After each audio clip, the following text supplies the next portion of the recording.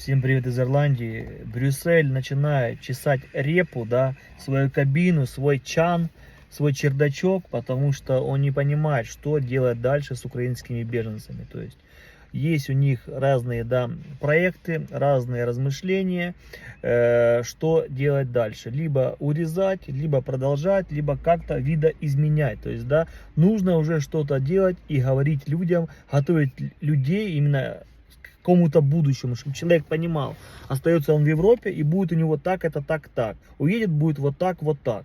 То есть какие-то, да, должны быть уже определенности, потому что без определенности жить сложнее всего. Так, у нас сегодня живчик.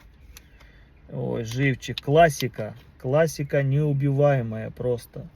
Это именно нектар, ребята, это нектар, это мы снимаем сразу.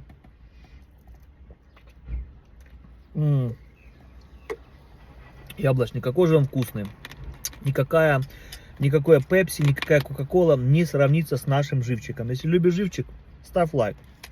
Ну а в середине июня 2025 года пройдет заседание, 12 или 13 июня начнется все это движение, там вот эти все министры юстиции, ну все вот эти, да, ребятки, которые отвечают за вот эти вот моменты, связанные с временной защитой, да, вообще, ну, которые отвечают за беженцев в Евросоюзе. А это не собираться будут и будут решать, что же делать с украинскими беженцами. То есть много разных, да, вариантов, есть много разных рассуждений, что же дальше. Есть такие предложения по типу, если человек уехал на территорию Украины надолго, то значит ему уже защита не нужна, значит он в безопасности.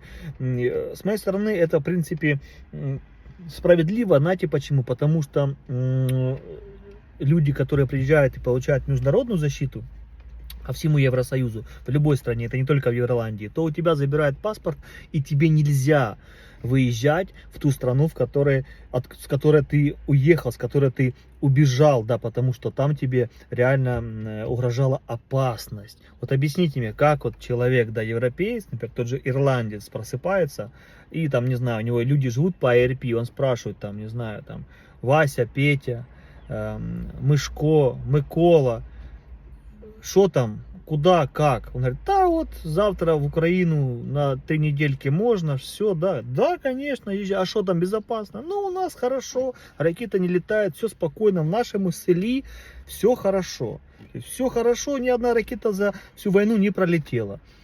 Джон такой, да, ирландец, лендлорд такой, почесал репу в стоп, так как безопасно. Показывают же по телевизору ракеты, истребители, там эти все боеголовки, калибры, ониксы, все летит, все горит, все взрывается. Ну как это так?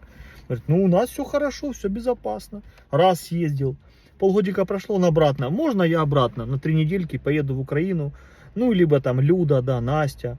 То есть, я имею в виду, что многие мужчины тоже могут приезжать и уезжать. Если они на легальных основах уехали, то многие приезжают и уезжают с территории Украины. То есть, я в том смысле, что у них парадокс, у них в голове диссонанс. Они не могут понять, почему это делается, как это, если там небезопасность, и ты уехал с этой страны, с этой территории, на которой ты живешь, да, и ты утверждаешь, что небезопасно, по этой причине тебе и дали temporary protection, то есть временную защиту в Европе, а ты такой разъезжаешь туда-сюда. Поехал видеть родственников там на Новый год, там на Рождество.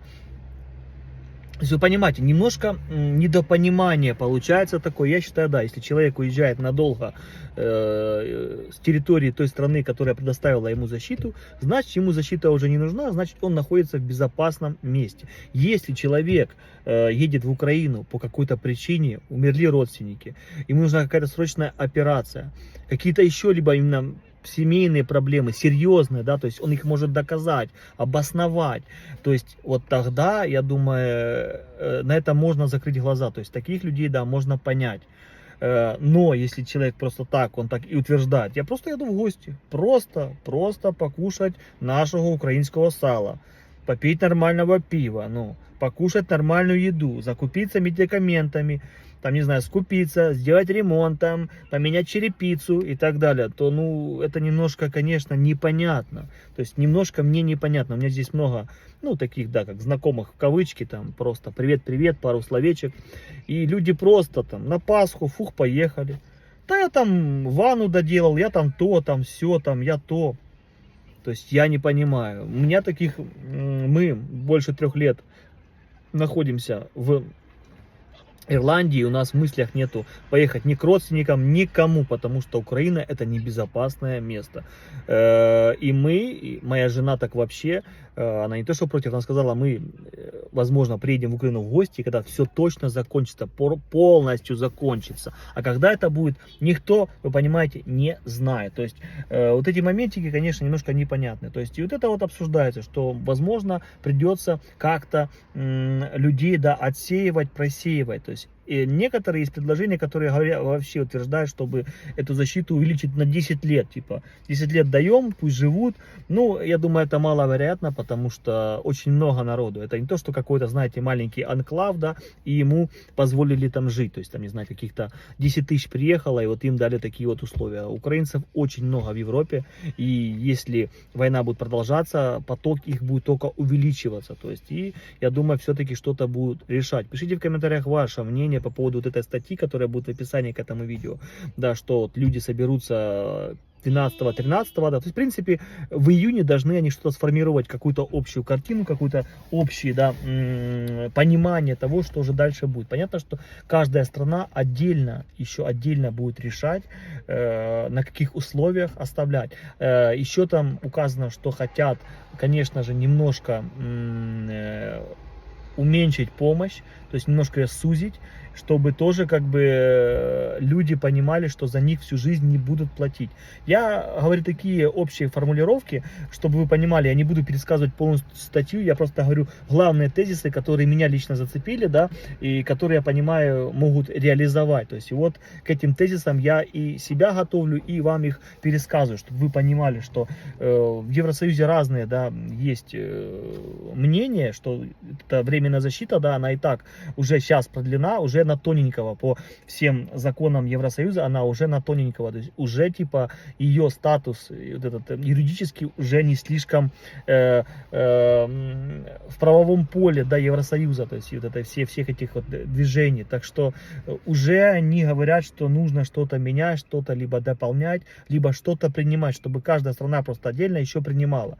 Понятное дело, так, наверное, оно и будет, да, вот Ирландия там просто скажет, что мы еще раз, например, там вот в 26-м, да, вот до 27-го всем еще, ладно, бонусом продлеваем, но уже все остальное после 27-го, до 27-го года все должны как-то себя именно реализовать и как-то здесь легализоваться.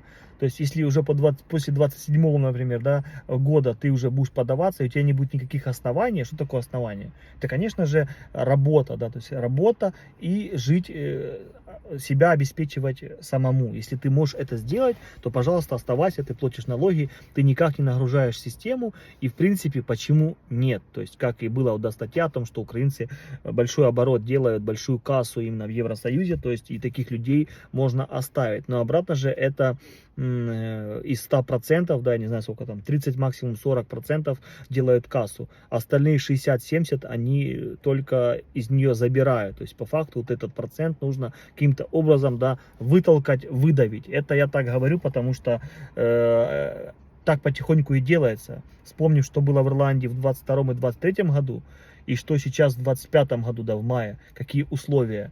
И кто не знает, то в Ирландии вот программу ARP, это уже, думаю, 99%, что с июня 2025 года будет уже выплата не 800, а 600, вы понимаете, да?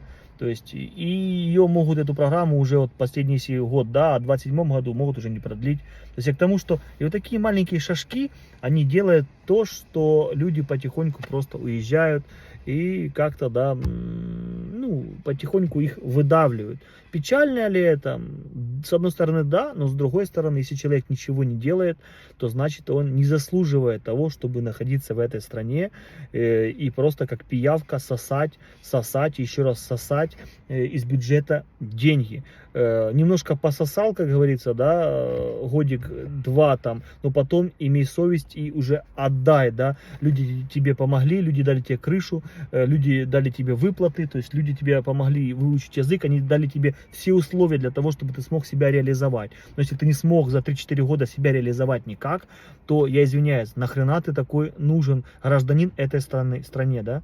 То есть, вот, думайтесь, в Украину бы приехал бы, например, вот как сейчас в Ирландии, да, там 80 тысяч, прикиньте, в Украину приезжает 80 тысяч человек, левых, не украинцев, просто каких-то беженцев, и им дают жилье, выплаты, и они так сидят уже 4 года. Возмущались ли бы вы или нет? Я думаю, да, очень сильно. Вот и тут люди уже настроены не слишком позитивно. Уже очень много. У нас в нашем маленьком городке, кстати, тоже был митинг антимиграционный. То есть он не был не слишком прям там большой, там до 1000 человек было. То есть, но люди вышли, потому что, знаете почему? Слух пошел о том, что хотят отель отдать под айпас. Отель и какой-то монастырь. Люди моментально сразу, как подняли тут всех этих своих депутатов и так далее, то есть моментально за 2 дня собрали вот такой вот митинг. Все с флагами Ирландии, то есть все дела, все отозвали, все вообще, все, никаких даже разговоров уже нету. Так что люди не хотят, чтобы в их городах, это именно международники, да, то есть международная защита. Не забывайте, если нас никак украинцев не легализируют в правовом поле, то нам придется что делать? Подаваться тоже на международную защиту, потому что других путей не будет. Вот такая вот статья, я думаю, уже недолго осталось, в принципе, тут осталось дней 20 подождать, и потом мы узнаем, что Еврокомиссия решила. Я вообще думаю, что к концу лета мы должны все уже узнать, что будет ждать всех нас, какие статусы, что нам предложат, либо не предложат, либо покажут пальчиком на дверь аэропорта, скажут, давайте, собирайте свои кульки и въебуйте нахуй. Всегда на связи, держу в курсе.